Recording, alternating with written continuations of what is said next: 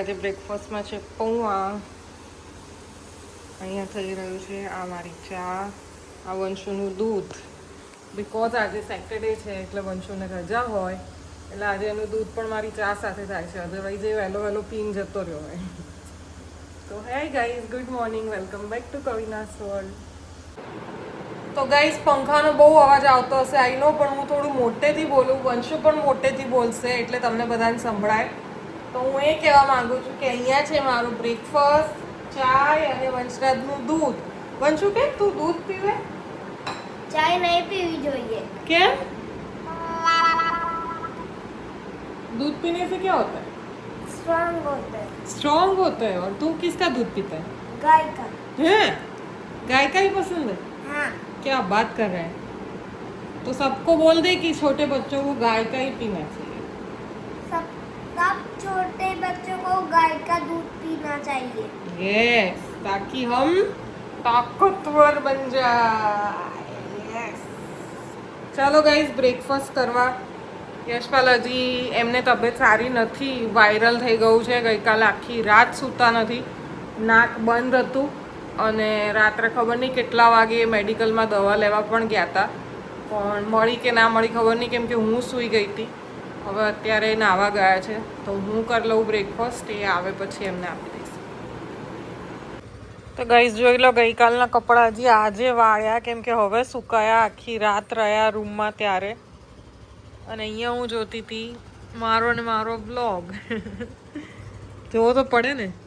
તો ગાઈઝ, તમે લોકો કેટલા જોવો છો અને કેટલાને કેવો લાગે છે જલ્દીથી કમેન્ટમાં લખજો.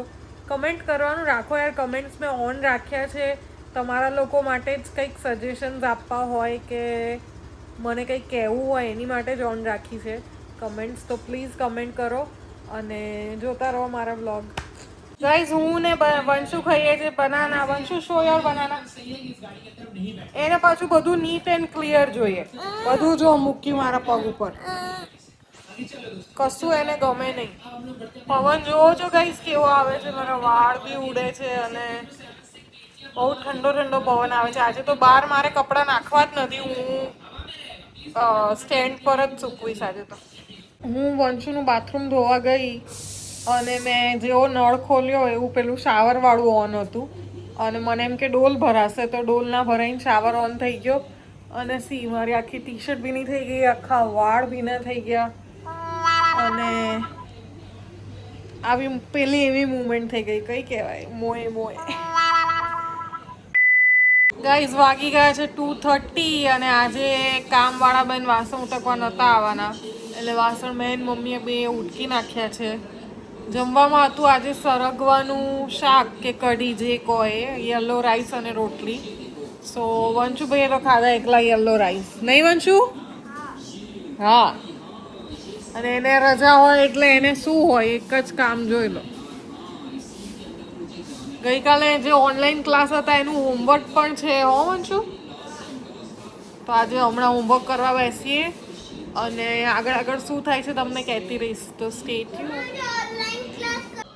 ગાઈઝ, વાગ્યા છે 4 અને વંશુને ખાવું છે દાડમ. ફોલી દઉં આખું તો એ નહીં ખાય, અડધું હું ખાઈ લઈશ, અડધું વંશુ ખાઈ લેશે. बोल કર કલર. बोल तो खरी। હોમવર્ક થઈ રહ્યું છે અને બહાર કેવો પવનનો અવાજ આવે છે, ખતરનાક પવન છે. Later that same evening. તો ગાઈઝ, ડિનરમાં આજે બનવાનું છે અનિયનની સબ્જી અને રોટલી.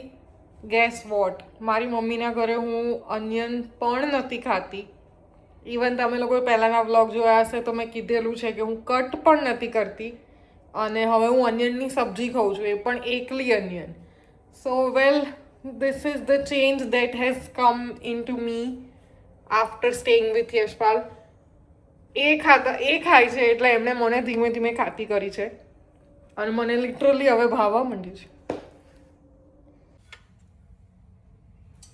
તો ગાઈઝ, મેં વિચાર્યું કે આજે હું તમને અનિયનની સબ્જી હું કેવી રીતે બનાવું છું એ બતાવું.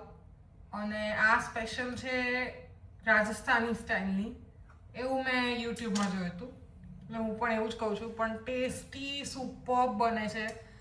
એકવાર બનાવશો ને તો તમે આઈ ગેસ વીકમાં એકવાર જ્યારે તમારા ઘરે કોઈ સબ્જી હોય ના હોય ત્યારે તમે આ શાક જરૂરથી બનાવી દેશો. ચલો તો અમે લોકો 4 જણ ખાવાવાળા છીએ. મારા સાસુ છે એ રાત્રે ખાતા નથી. એ અત્યારે હર્બલ લાઈફ ડાયટ પર છે, એટલે એ રાત્રે ખાલી શેક જ પીવે છે. તો રાત્રે નથી ખાતા. એટલે હું, ગંશુ, પપ્પા અને યશપાલ 4 જણની 4 અનિયન લઈ લીધી છે. ફર્સ્ટ ઓફ ઓલ એને આપણે કટ કરશું. આવું મેં સાંભળ્યું છે કે આવી કાળી કાળી હોય તો અનિયન નહીં યુઝ કરવાની. એવું સાચું છે કે ખોટું એવું મને કહેજો. કેમ કે યશપાલ તો મને ઓલવેઝ કહે કે તું આ વસ્તુનું ધ્યાન રાખ, નહીં યુઝ કરવાની આમ તેમ. પણ મને એમ થાય કે પછી આવી રીતે અનિયન્સ ફેંકી દઈએ તો શું કામનું? ઓલમોસ્ટ બધામાં આવું હોય જ છે એમ. એટલે પછી હું તો આવી રીતે ઉપરથી કાપી નાખું. અને કરવાની છે આવી લાંબી લાંબી જ. ખરાબ હોય એ પાર્ટ ઓબ્વિયસલી આપણે કાઢી નાખીએ. હવે આ જો વચ્ચેથી ખરાબ છે તો I will not use it. જોઈશું, કદાચ ઓછી પડશે તો એક ઓનિયન લઈ આવીશું. બિકોઝ એકલી ઓનિયન છે એટલે એ થોડુંક શ્રિંક થઈને સબ્જી થોડીક થઈ જાય એટલે.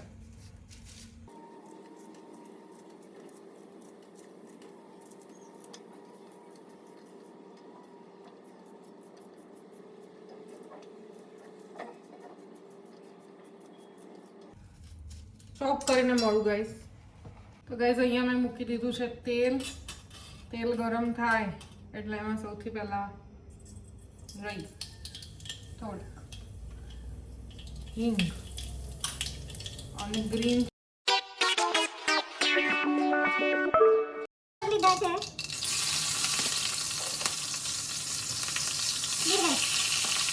ગ્રીન ચીલી નાખી. આ તીખાવાળા છે એટલે હું લાલ મરચું નાખતા ધ્યાન રાખીશ. તમે મોળા નાખતા હોય તો પછી લાલ મરચું વધારે નાખી શકો. એની પછી મેં નાખી છે ગાર્લિક. આવી રીતે એને કૂટી લીધું હતું 4-5 કળી.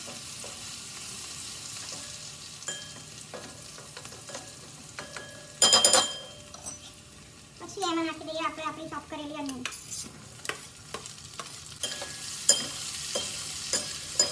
મિક્સ ઇટ વેલ. અને ગાઈસ ગેસ વોટ વંશુને પણ આ શાક બહુ ભાવે છે.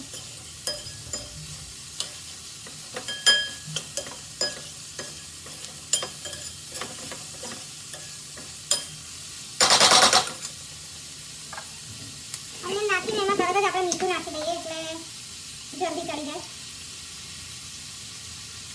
સ્વાદ અનુસાર નમક.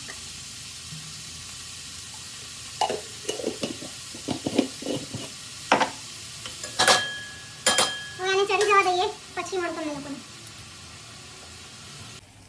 તો ગાઈસ અહીંયા હવે ડુંગળી ચડી ગઈ છે એટલે આપણે એમાં મસાલા કરી દઈશું.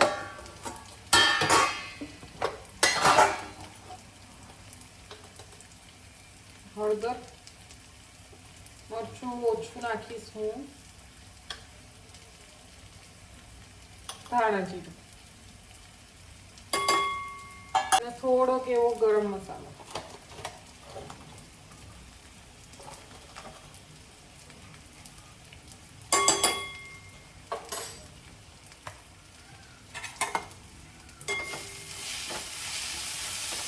બધું મિક્સ કરી લઈશું.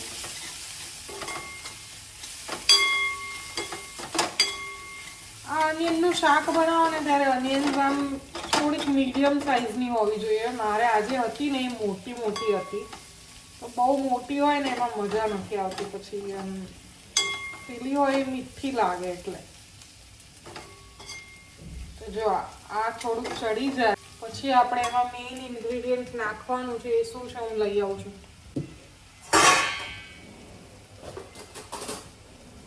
મેઇન ઇન્ગ્રેડિયન્ટ છે ફ્રેશ ક્રીમ એટલે કે મલાઈ. આપણે જે ઘરમાં ભેગી કરતા હોઈએ. 1 ચમચી મેં નાખી છે, જરૂર લાગશે તો બીજી નાખી. એનાથી કેટલું સ્મૂથ થઈ જશે શાક જોજો. પછી તમને લાસ્ટ લુક બતાવું. ગાઈઝ વંશુ આવ્યો છે, એ શું બોલે છે સાંભળજો. વેઇટ બહારથી કંઈક બોલ્યો છે.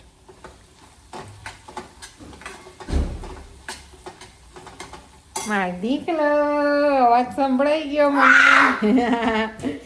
क्या बोल रहा था? हाँ पर बाहर क्या बोल रहा था वो? है ना? हाँ रुक जा.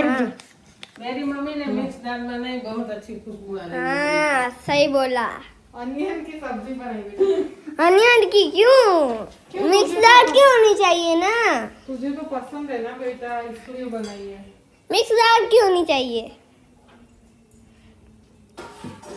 और मैं यहाँ से आ चुका हूँ. रुको एक सेकंड में हाथ पग धो के आया. ના એ રીતે ના મૂકતો, એને આમ મૂકી દેવું પડે. See you later કર દે. See you See you later. later. Bye. Guys, look at the સબ્જી. ટેસ્ટી. બહુ જ ટેસ્ટી લાગે છે, ટ્રસ્ટ મી. અને એકવાર બનાવજો જરૂરથી. હવે હું રોટલી કરી નાખું ફટાફટ. યશપાલ આવે એટલે બેસી જઈએ જમવા. ગાઈસ થયા છે 7:30. આપણે યશપાલની વેઇટ કરીએ છીએ, એ આવે ફ્રેશ થાય એટલે બેસી જઈશું જમવા.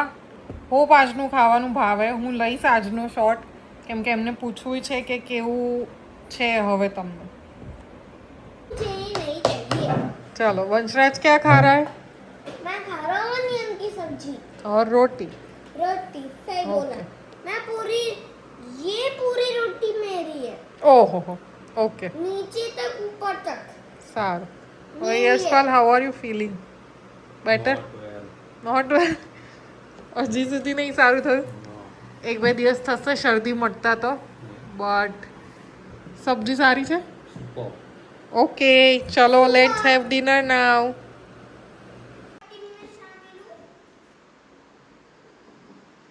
જોઈ લો, આવી ગયો છે નીચે પ્લે એરિયામાં રમવા. પ્લે એરિયામાં છે carrom, chess, table tennis, so many games.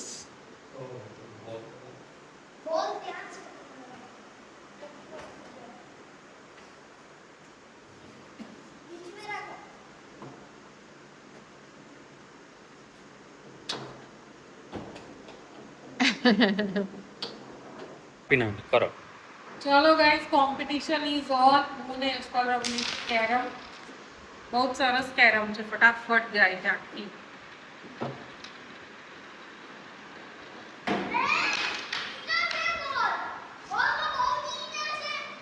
બોલ જ ચીકન છે, શું વાત છે. યસ ગાઈસ, તો અમે લોકો નીચે અડધો પોણો કલાક રમીને આવી ગયા છીએ. આવીને વંશુનું નાઇટ રૂટીન ફિનિશ થઈ ગયું છે. અને હવે વંશુ જો એની કાર રમે છે થોડીક વાર, પછી હવે અમે સૂઈ જઈશું, બિકોઝ યશપાલની પણ તબિયત સારી નથી અને વંશુ પણ બપોર સૂતો નથી, મમાએ નથી સૂતી. એટલે જલ્દી મળીએ તમને નવા બ્લોગમાં.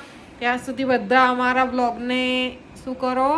Like and subscribe, શેર કરો પ્લીઝ. અને thank you so much for watching. Bye, take care. Yeah